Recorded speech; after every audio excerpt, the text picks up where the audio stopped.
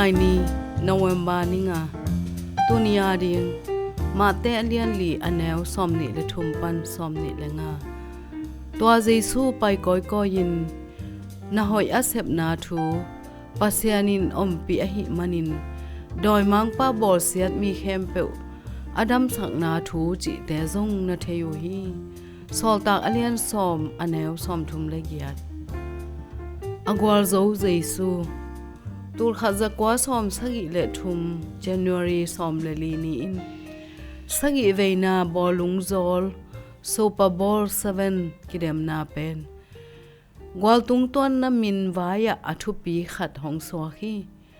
to kuma America bolung zol kidem na a Miami Dolphins te in som le guk ve akizomin gwal zo hi to kum kimol na aman changin agwal zo Dolphins te pen bolung zol kidem na tang thua lel nei lo chi gwal tung tuang min khat nga swa ku hi gwal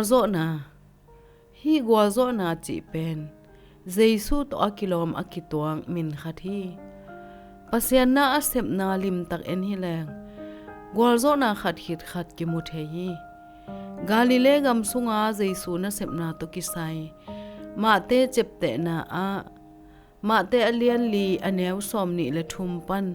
alian kwa aneu som thum le giat apat pan atop dong gwal zo na thu te ki heli Galile gam sung chitenga Jesu pai koi koin amau te veng khom in te a thu hil chiana kumpi gam lungdam na thu tang koin mi te nat na le zong khal na te dam sa hi che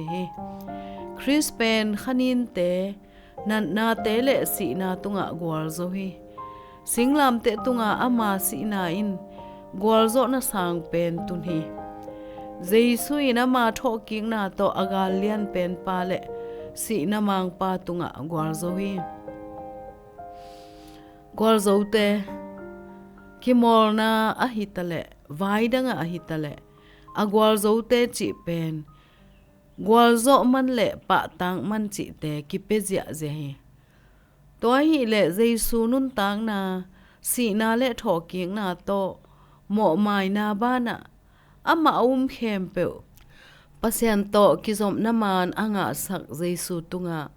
akiloma kituak don to na bang hi ding hiam ama to pa in koya biak piak na hi Topa Jesu gwal zo na to kisai abang pen lamdang sadeu na hiam abei sa hun le tulai taka ama gwal zo na hangin bang chipa toy ding na hiam man pha Jesu bang za taka alam dang na hi na kong mu thei lo lom hong mai sakin